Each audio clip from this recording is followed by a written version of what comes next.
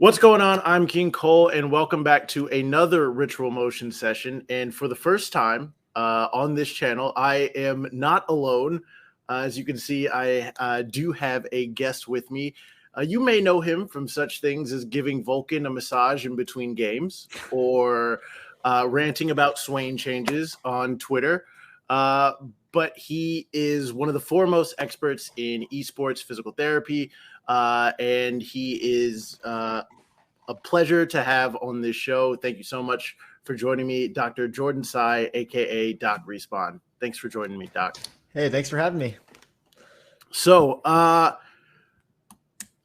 came across you when I was, browsing through League Twitter, and I noticed there was this guy who talked a lot about making sure that esport athletes are treated just like every other athlete when it comes to taking care of their bodies. So in the first place, what got you into esports?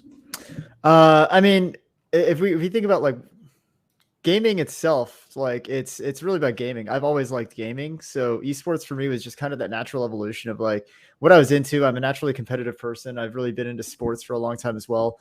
I just like the challenge of, two groups of people like going against, or even single people going against each other and trying their best to demonstrate competency and like how good they are at the game. So when I was growing up as a kid, I always wished there was a chance for people to actually make money playing video games. And, I grew up, to kind of give my age away a little bit, in the 90s, I remember like when internet became widespread for people to have in their home PCs. And like, I was always like, man, it'd be so cool if we could somehow play online and have tournaments and have it on TV and stuff. And that just didn't exist. And I think the first game I ever saw played competitively was CSGO 1.6. And it was just awesome. And, seeing that, I was like, man, someday I would love to be a pro gamer. Long story short, I'm not that good at gaming. I just enjoy it. So, I kept playing. Yeah, I kept playing. I went to the military for a few years. And in doing so, I kind of took myself out of the society. Essentially, I was in a bubble for 3 or 4 years, right? I didn't know anything was going on in the US in terms of like culture and all that. So by the time I got out of the military after I finished, all of a sudden like esports was like a real thing. And I was like, wait, there's actually like tournaments now. This is like the stuff I dreamed about. So I was really into watching like CSGO, Brood War, all that stuff, or not Brood War. It was StarCraft 2 had come out by then. And so I knew that it was something I wanted to somehow get involved in. And it didn't really occur to me until I was graduating PT school that, oh, there's another way that I could maybe get involved with this industry in a different capacity than being a player.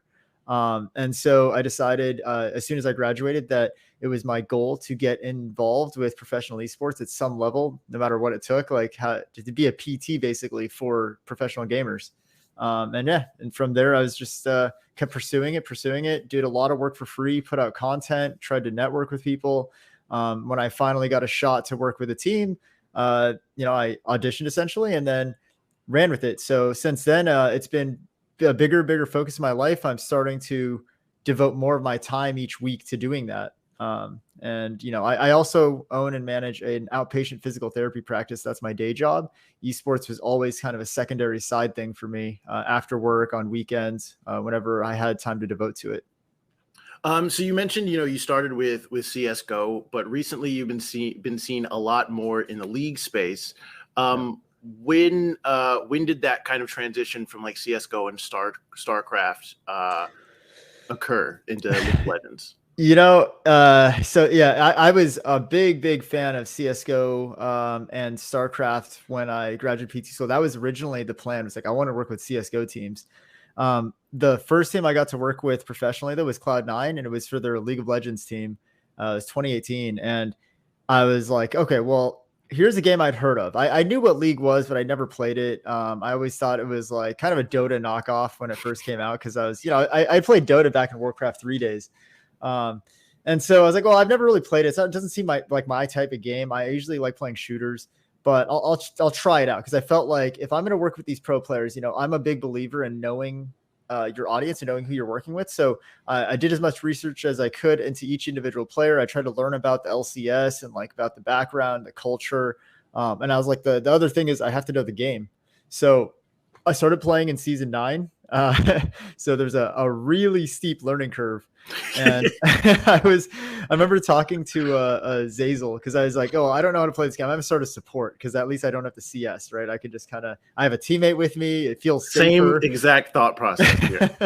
And so I was talking to Zazel, who was Cloud9 support at the time, and I was like, how would you go about learning this? He's like, you are in for a very, very hard journey. Like, there's so much to know. He's like, honestly, just pick one or two champs that you like and just start playing those. But he's like, yeah, you just have to play a lot of games. And so I got immediately hooked. I think what League gives me that a lot of games don't is the just infinite amount of information you can know about the game. Like, there is so much detail, like 150 champions. Each one has, different abilities, different passives. They all play different roles. So each role has its own nuances. You have items that change constantly. Yeah. And like, there's just so much to the game, and it changes every 2 to 3 weeks, So for me, I think it kind of scratched that itch that I always have of like, I always like to study things, because I know that, I'll be honest, like mechanically, I'm not the most gifted, right? I never grew up with like hands when I played games. It was always like, okay, well, if I can figure out drills that I can do to practice, or learn the maps in certain ways, or like learn how to strategically beat people, then I enjoy that process. I've always been really into tactics and strategy games. So League was kind of a mix of the two for me. Competitive action game with a ton of strategy, a ton of like looking at a map and like understanding, different objectives for two different teams. So I always found it, like, as soon as I started playing it like more, I guess regularly, and actually started learning about it, it became such an addiction for me, because it was like, there's just an infinite amount of possibility in the game. I think it's really funny because your story in terms of discovering League is kind of similar to mine. I had friends when I was in training school in the Navy. One of my friends was just like, "Hey, Johnson, you got to play League. Hey, Johnson, you got to play League." And this was like in 2011, right? So this is like season 1, 2. Yep. And I was like, nope, this game is stupid. I will never play it in my entire life. Now look at me. All I do is cover it. So I get with you on just like how addicting and just how absorbing that game is. And so you mentioned earlier that you were working with Cloud9. So like you've had the chance to work with some major orgs, but what has your experience been like working with those organizations? Oh, I mean, it's a dream come true. I absolutely love it. There's just so much that goes into each different player, each different org, and every org has its own feel to it, right? Each org has its own culture, the way they like to do things. And I think really, honestly, what makes me the most motivated about working in this industry is I actually get to feel like I'm transforming an industry. So it's not like, if I was a professional PT for a football team, it's pretty well established, like what my role is, right? And it's pretty well established what football players need to get back on the field. In esports, this is unheard of, really. Like I'm one of the very few small group of PTs that's even doing this. And I still constantly meet gamers and orgs and owners and all that stuff who are still, the question is always like, what can you really provide us? Like, why do we need your services? And so I think for me, it's really cool to be able to transform not only esports as an industry, but also the gaming community as a whole. I do a lot of content creation around like helping gamers understand that there's so much you can do preemptively that will prevent so many of these injuries, because unlike most traditional sports, in gaming, nobody's tackling you, nobody's hitting you. There's no traumatic injury incidents that you have to worry about. So almost every sort of injury that comes up is something manageable. It's always something that you were doing wrong for so long that it becomes an issue. And so if I can educate you how not to do that, you should realistically be able to play forever with no problems. Like that's the goal, is to get people to have those kinds of habits that eventually make it so I'm not needed. Like, I'm trying to remove my own job, really. So how has your expertise managed to help a couple players in terms of like, whether it be just some exercises you've been able to teach them, or just some different posture, like thoughts? What are some ways that you've been able to help them out? Yeah, that's a really good question. So it initially started similar to how a lot of orgs do things, which is player has a problem. Hey, so-and-so has a wrist issue. They can't really play without pain. Can you come in and check it out? And so that's what I started doing. I would come in and see a player if they had some minor issue, try to treat it. Hopefully it was nothing more serious. I have worked with players who called up because it was something like a nerve injury at that point. And so we have to really, really, resolve that. And that's more consistent with like what I see in the clinic, which is people who have nerve impingement, stuff like that, as a result of sitting on a computer all day. But what it's transitioned to, especially with the orgs like Cloud9 and EG that I've worked with for a longer duration of time, is I've implemented the model now where instead of you calling me in every time a player has an issue, I'm going to come in every week and prevent a lot of these issues. And that's kind of what I talked about, is that most of the stuff, if the player has a good understanding and good habits and they know what they need to be conscious of and their ergonomics are set up correctly and all this other stuff, I shouldn't ever need to see them for an issue. I should be able to preemptively get ahead of a lot of these things. So like, hey, doc, my arm is feeling really tight. What do I do? We can already start addressing that before it even becomes truly pain.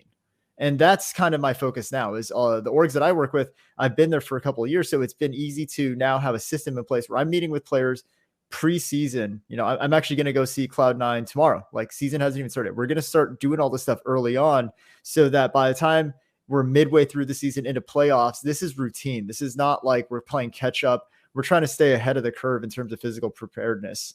And a lot of it is, manual therapy. So the stuff I do with my hands, I'll massage, I'll do joint stretches, I'll do joint mobilizations. There's other techniques like cavitations, like manipulations, which you might know of, like chiropractors doing adjustments. We'll do stuff like that. But then also following that up with exercises and looking at, things that stretches they can do, strengthening of specific muscles to prevent overuse. And then the other thing I also do is ergonomics. So making sure their chair, desk, keyboard, mouse, all that is set up correctly, again, to minimize stress on the body. Over the course of your time working with these organizations, what are some of the more common injuries that you've seen happen over the course of an LCS season or something? Yeah. So specific to League, this is what I call the League of Legends muscle. It's your common extensor muscle for your fingers. So this muscle on top of your forearm is responsible for lifting your fingers, right? Every time you click your mouse, which anyone who's played League a lot knows happens thousands of times a game. A billion. Yeah. So almost every League player, if you go right here on the top of that bone, you push down right there, it probably doesn't feel very good. Right. No, so that's irritation of that common extensor tendon. So I think that the number one issue I see is that, right? Tendonitis or tendinopathy of that tendon. Second most common is probably just wrist pain, especially at the dorsum of the wrist, which is the top of the wrist. And that is also related to click rate. That has more to do with the player's mouse hand position, though. So if they're playing with their elbow rest like really, really high up or really, really low, that changes the stress on that muscle. So really common injuries there. And then the other issue is a nerve issue I see commonly. So most people think it's carpal tunnel. It's actually not. Carpal tunnel is really, really rare in gamers because of how you actually set up when you play. Traditionally, carpal tunnel is more noticeable in people who type a lot. So it is common in certain games like StarCraft. Carpal tunnel, much more common on the keyboard hand. In League of Legends, you actually don't click your keyboard that often. Yeah. And so the position that you're traditionally in on the keyboard hand that would create carpal tunnel it's not as prevalent. I've actually never seen carpal tunnel once in a pro gamer that I've worked with. I haven't worked with any StarCraft players, but I have never seen carpal tunnel once. Fortnite, I can imagine it could be an issue, but I don't think enough players have been playing Fortnite long enough yet for that to be a problem. But yeah, it's almost never carpal tunnel. The nerve issue I do see is ulnar nerve. So carpal tunnel refers to compression of the median nerve, which goes through here, and then it goes to your fingertips and palm. The nerve issue I see actually runs through here, and it runs to these two fingers, the ring finger and the pinky finger. And you tend to feel tingling into these two.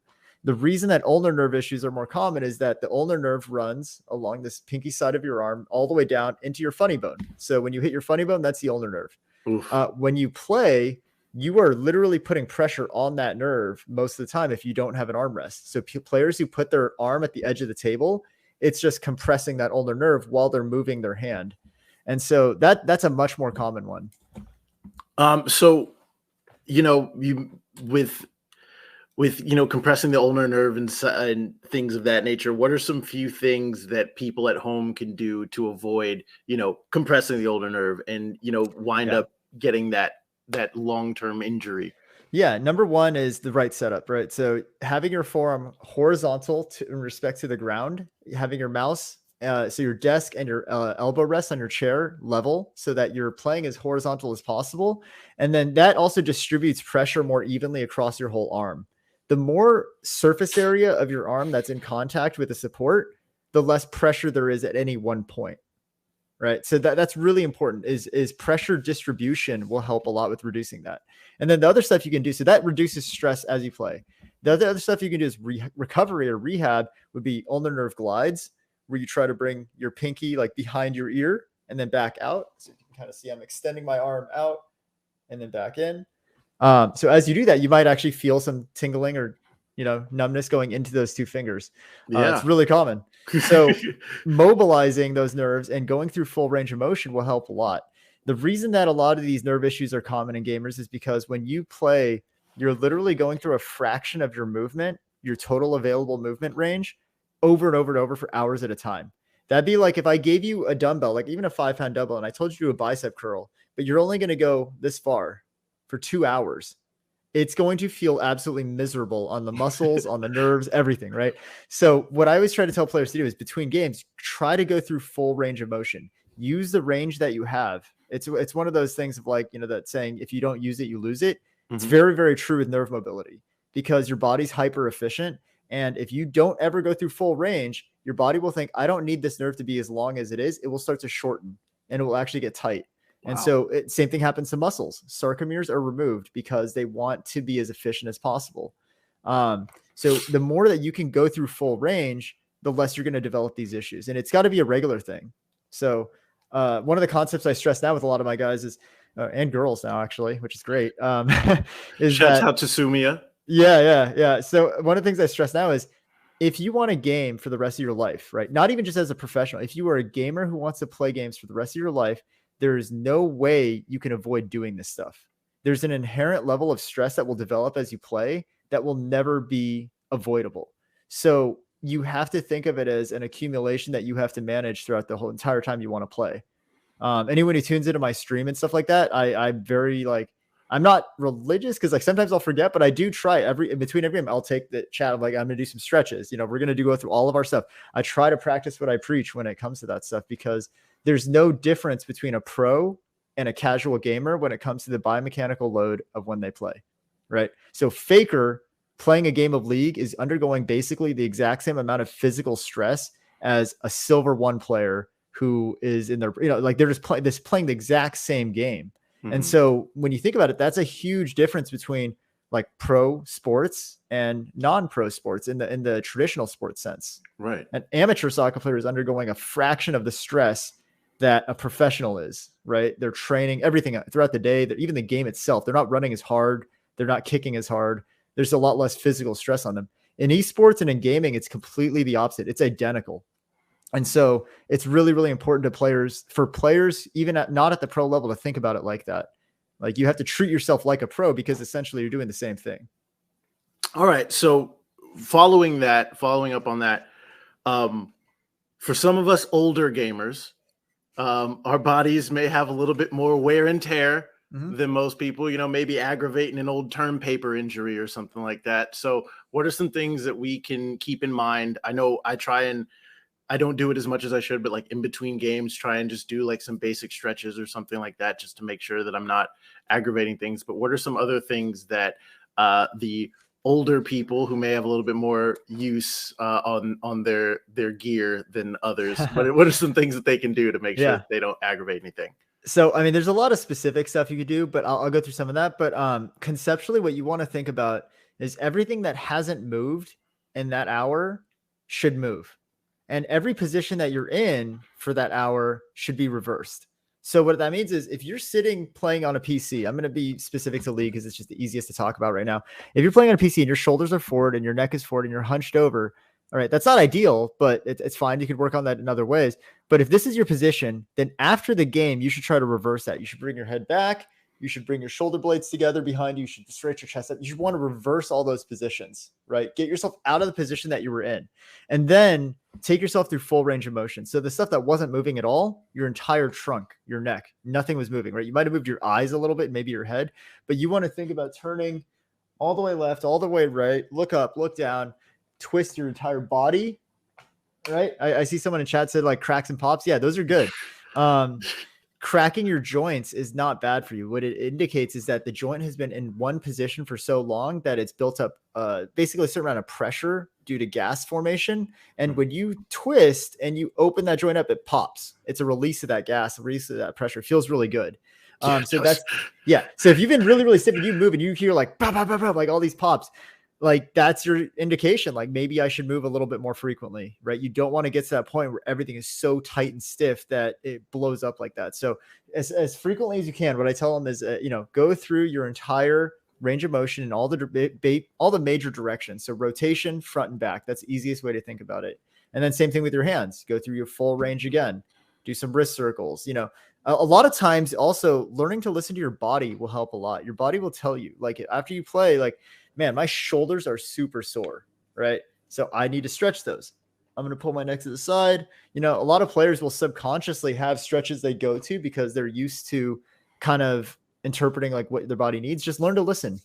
I don't tell everyone you have to get up and walk around every game because I feel like that's unreasonable, but you should definitely try to move through full range of motion in your chair, right? It takes less than 10 seconds.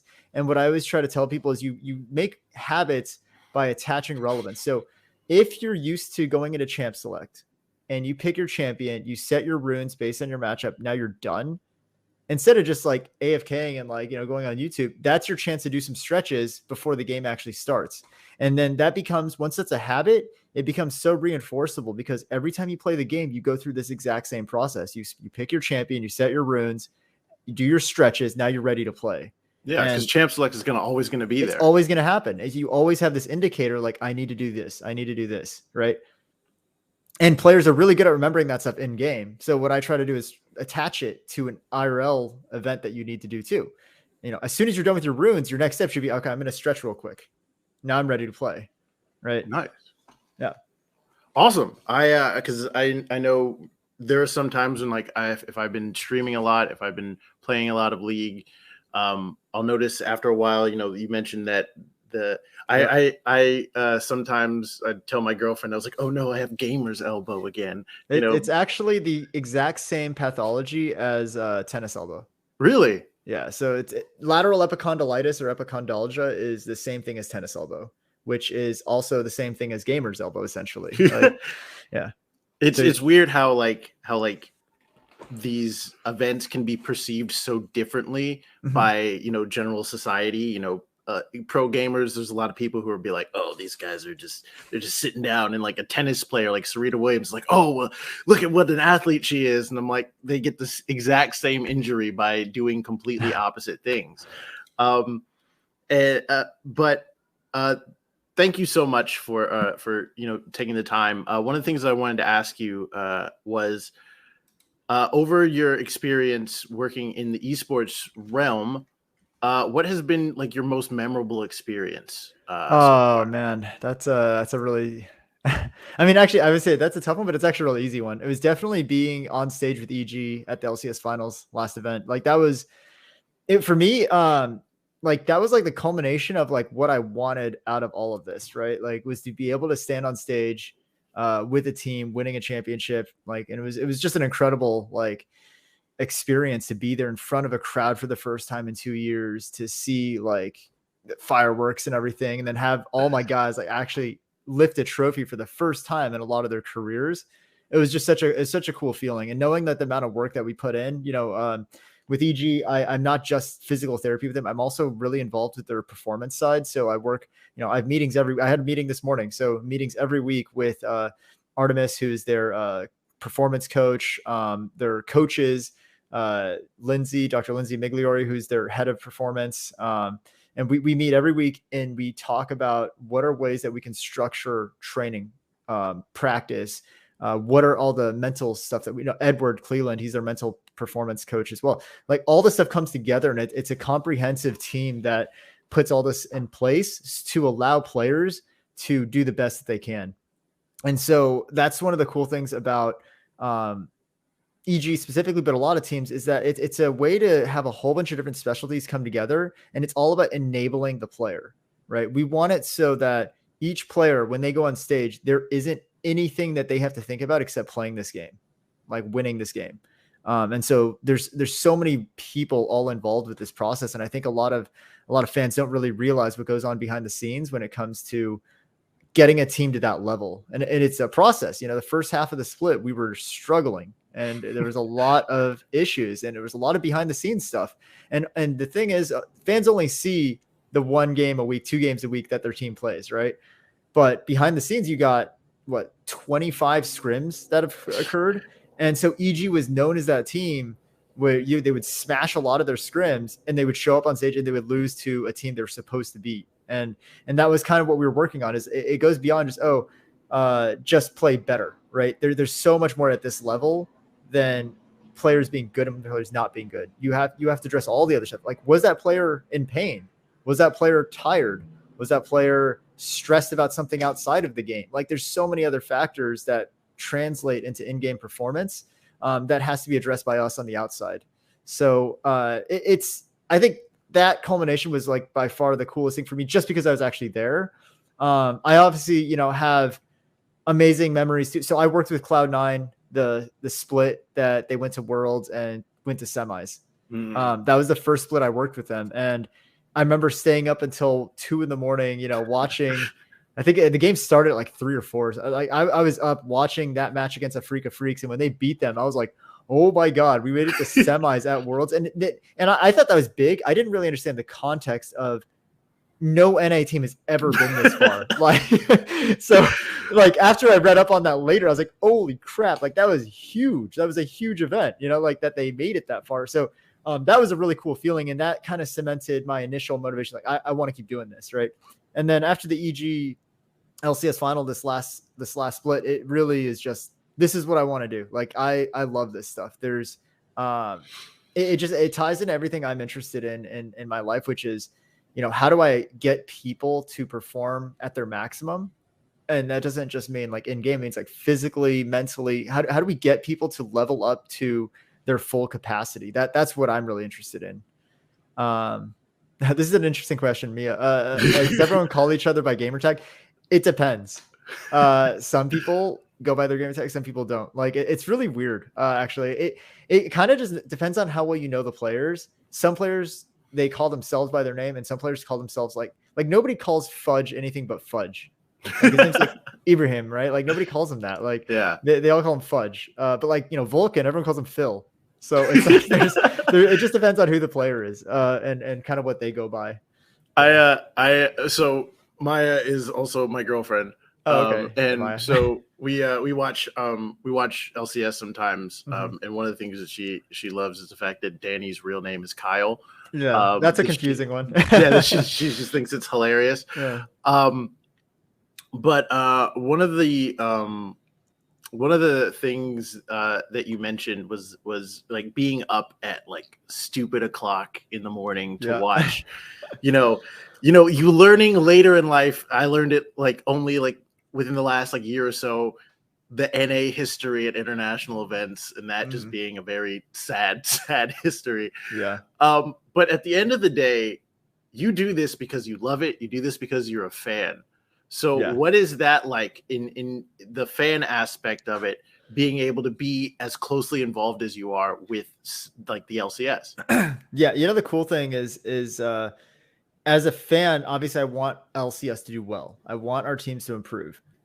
With what I do, I actually feel like I have a slight amount of influence on that, which is awesome. Right. So I'm this year alone, I'm getting much more heavily involved with the amateur scene. So I'm trying to mentor and guide a lot of the amateur players, collegiate players, into how to prepare themselves to go into the pro scene correctly.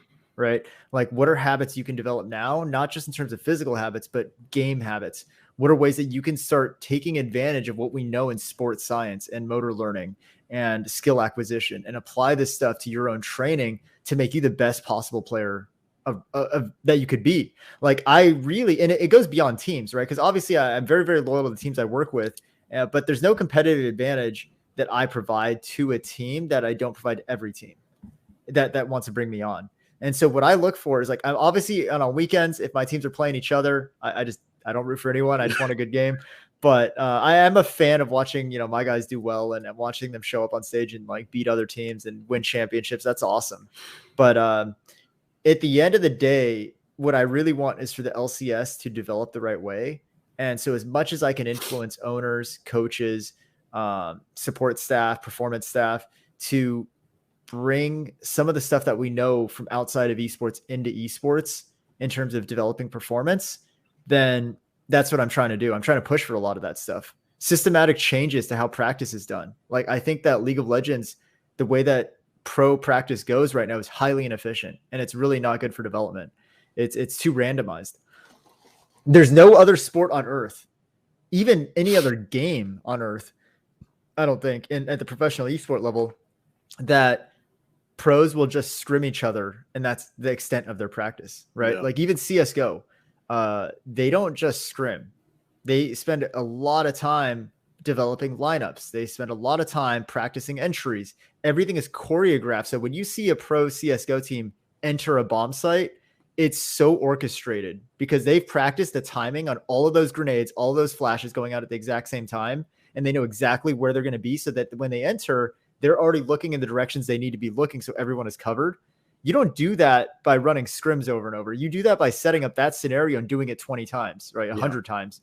And it's the same thing. We know this. Like, we know this from every other aspect of human development, right? So I was in the military. When you clear a room, it's a pre-rehearsed thing. Yeah. It is not you kick a door in and you see what's in there. Like, that is, it is not ideal, you know? That's going to end poorly for everyone. Yes. It's that, and that is exactly what you see in Valorant and CSGO. We do not see that in League because there's no practice tool that allows for it. I would love to see what LCS teams would look like, or any teams in general, if they had the capability of setting up a Baron fight with the exact scenario that they wanted 500 times, right? Like, how clean would that team fight look? Yeah. If you knew the champs, you knew the enemy champs, and you could rehearse that over and over, mechanics become almost redundant. Like, anyone can learn how to ward hop, right? Yeah. On a Lee Sin. You could learn how to do it. But to do it in game requires you to have done it multiple times before. You don't just try it the first time in a game and you'll probably screw it up and flash into a wall or something, right? But like, rehearsal makes for better play. And I think that's one thing that League of Legends just doesn't allow for, is there's no practice tool. There's no opportunity to actually learn from mistakes the right way. Mm-hmm. All you can do is you run a scenario, you try to extrapolate from that scenario a situation that may or may not ever occur again. And then if it does occur, you hope that they remembered that one time it happened in scrims.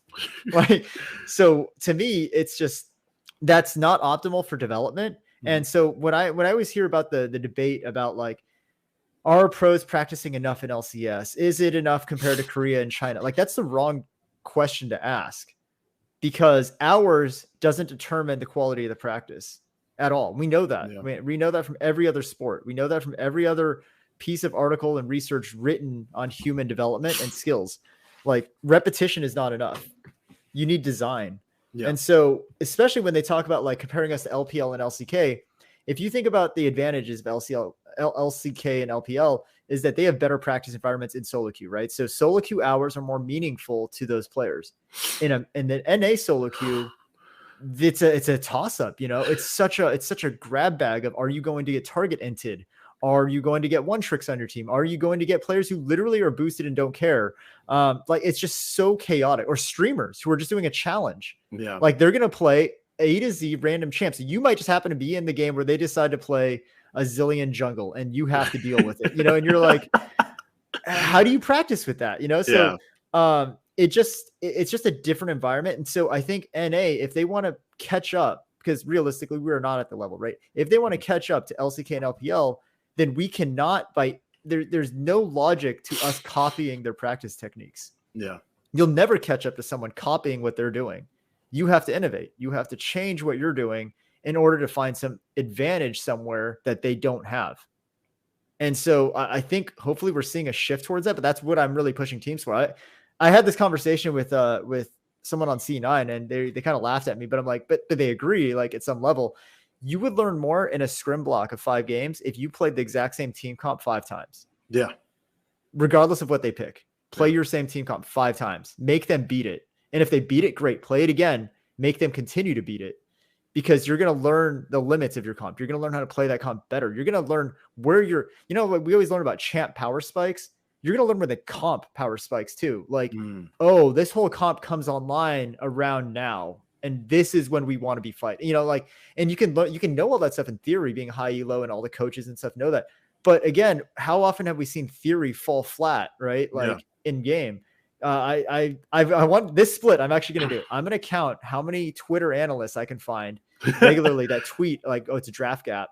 And I want to see how accurate everyone is. Because almost across the board, I see draft gap and the team ends up losing, you know, like, if you want help, I'll help you. Yeah. I would love to have a spreadsheet of that. Like, and it's not to flame the analysts. I think they know what they're talking about. It's more so to say we as a whole don't understand the game well enough because there's not enough iterations. There's too many variables.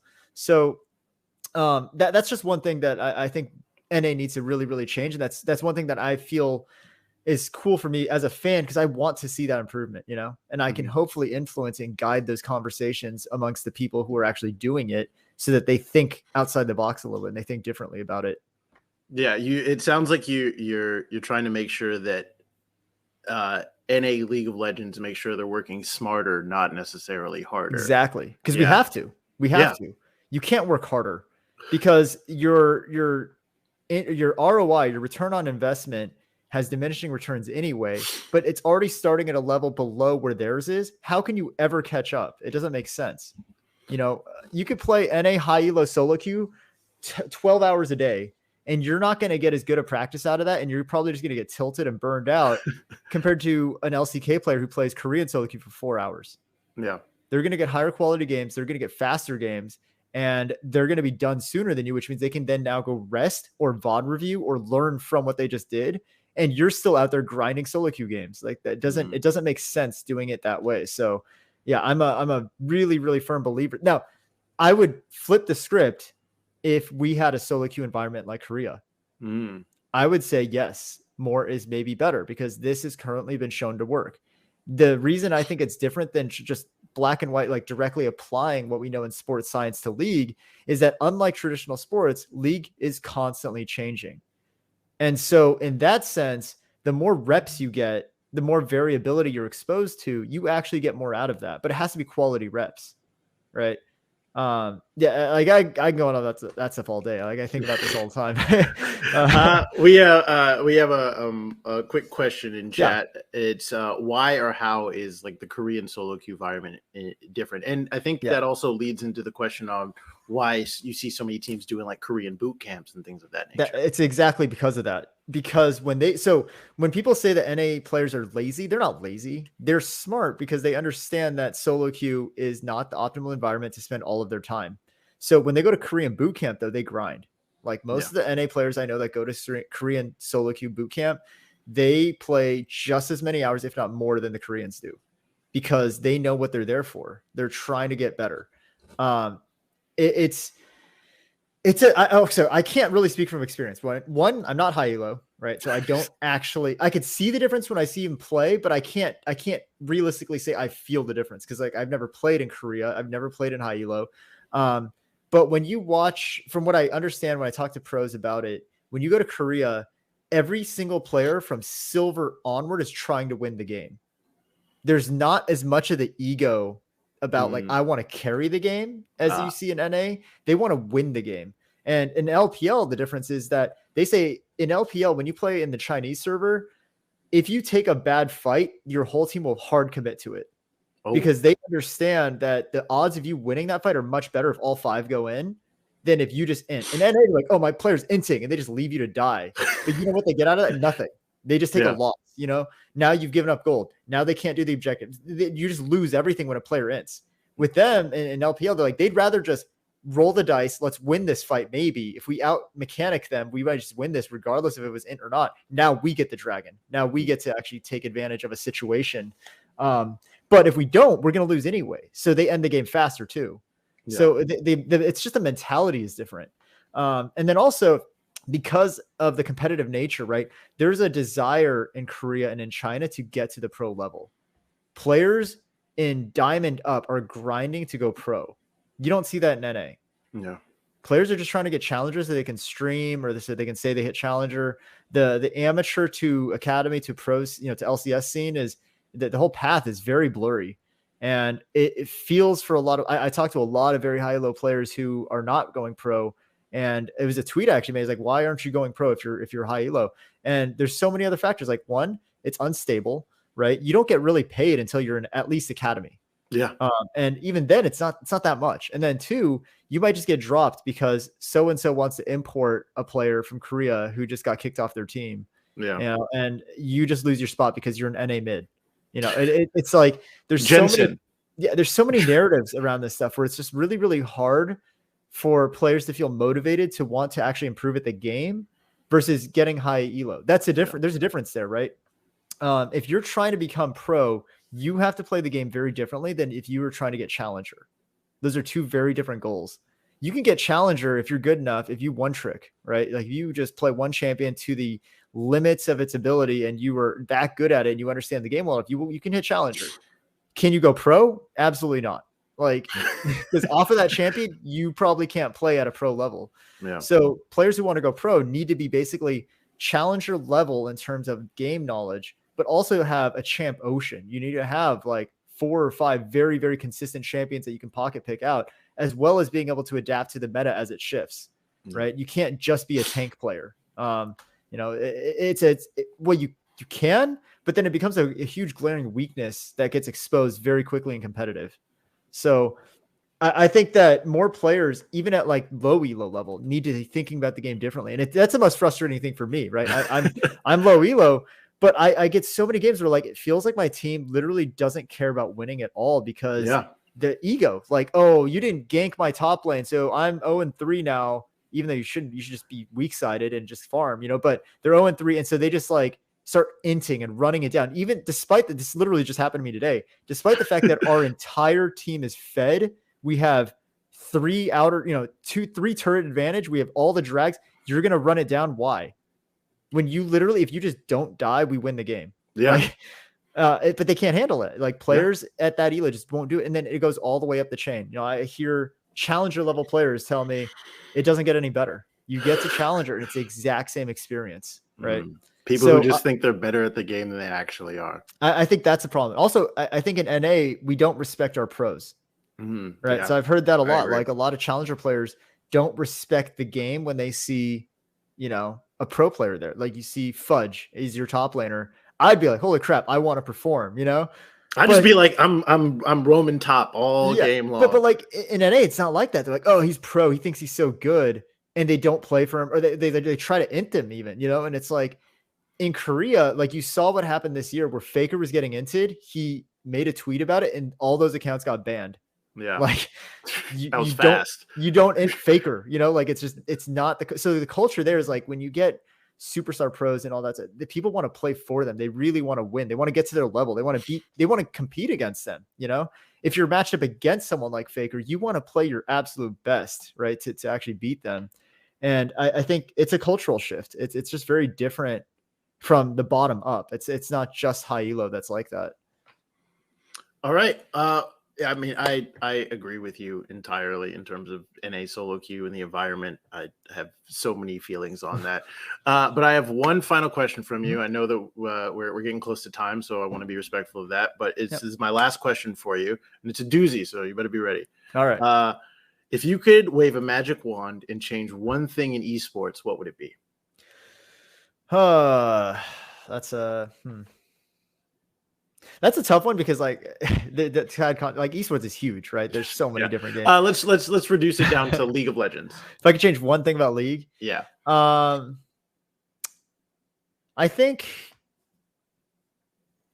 the one thing I would change is I would change this is kind of a broad thing, but I would change the way that Riot handles the toxicity issue in the game.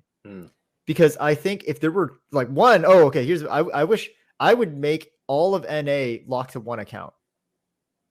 Oh, like, and there's a lot of controversy, like, oh, it limits accessibility. Some people can't like have a phone or something. I'm like, that's such a rare case that I'm willing to overlook it. Like, if 1,000 people can't play the game because they don't have a phone number, like that's fine, because what it does is it cuts the amount of BS. Like people are less like, if you were locked to one account and you only get one account per phone number, it's really hard to make 25 multiple accounts, right? You get your one, maybe two accounts if you happen to have a phone number.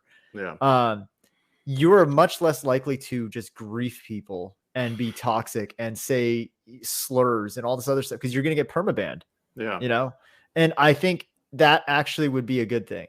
Like the amount of times that people will just, the problem is that it's compounding. The more toxic people are in your games, the more likely you are to be toxic in your next game. Right. Yeah. There's an element of like, I guess it snowballs, right? Like if I've had 2 games, like I'm actually in this mode right now where I've had literally 5 games in a row where 2 of my players on each team has gone 15 plus deaths, 5 in a row. And I'm usually not, I'm not toxic to the level of like, I will ever curse at someone or like flame them to the point of like telling them to hurt themselves. Yeah. But I definitely feel the frustration of like, okay, it's happening again. Yeah. And I will start like, I'll ping them or I'll be like, hey man, if you just stay alive, we win this game, you know? And it's like kind of passive aggressive comments, stuff like that. But I'm like, I shouldn't even be doing that, but it's because nobody cares. Yeah. Right. And so you start to feel that. And then that's what I mean. Is that I, as a person, feel like I have pretty good self-control. Not everyone's like me. And so if people are going through this on a daily basis, millions of people every day, this is why the community is so toxic, is that it compounds. It only takes one toxic person to make 5 more or 4 more because they're contagious. Yeah. You're super toxic. Now your whole team is going to leave that game feeling that same element, right? And they're going to their next games and then it just spreads like a virus. So I think that limiting accounts would help. I think that just combating the overall toxicity would actually make everyone a better player, like incentivize playing well. I was saying a system in which if you got the most honors in a game, you would get LP mitigation and a loss would change the game dramatically. Yeah. You know, because it would encourage people to play well and continue to play to win. Like even if you're down 0-4 in lane, if you end up coming back and you scale up and you end up carrying that last team fight, people will honor you. They're not going to remember that you lost your lane, you know, completely to a winning matchup or something. It's like you will actually start playing to win the game. And I think that would do huge. And it's so easy for them. It would literally be like, this stuff is free for them. Honors just gets you like, you know, LP mitigation, LP's fake, right? Nobody cares about LP really. What they care about is, do I promote or not? But if you get LP mitigation, it feels so much better that you tried to win. Even in a loss, you got LP mitigated. Fine. You know, like I think that would be a really, really easy change that would dramatically change the behavior of players. And I think that's what really needs to happen is like player behavior needs to change. It's not the game itself. The game itself is super fun, you know? Yeah. Like I love playing League. I hate the people that I run into playing League. I love the game, hate the people. It's kind of frustrating. But thank you so much, Doc, for taking the time to come by and talk with me about these things. I learned a lot. I appreciate you again just being willing to share your expertise and share your knowledge with us. So thank you again so much. And is there anything that people need to be on the lookout for? Any like, you know, your streams, your Twitter, anything you want to shout out? I appreciate it. Yeah. So I'm most active on Twitter. So if you guys have questions or you want to ask me anything, I do respond to my DMs. My Twitter is at Dr. Jordan Tsai. Respawn Therapy is my Instagram. So at Respawn Therapy. And I do stream. So it's twitch.tv respawn_therapy. I'm actually gonna be streaming later this afternoon. I'll be playing a couple of games of League, and then I'm also gonna co-stream EG Prodigy's amateur in the Proving Grounds circuit. So, like I said, I'm really trying to get more involved with the amateur scene. I think that developing a strong pipeline to pro is going to be the future in getting LCS up to international competitive level. So yeah, feel free to drop by the stream, hang out with me, ask questions, and I appreciate you taking the time to bring me on as well. I always love doing these kind of talks. Yeah, it was great. I've been in this stream. It's a good time. It's a lot of fun. All right. So that's going to do it for this session, this Ritual Motion session. Thank you so much for stopping by. Thank you so much again to Doc Respawn for talking to us. I hope you all have a wonderful rest of your weeks, and I will see you next time. Goodbye, guys.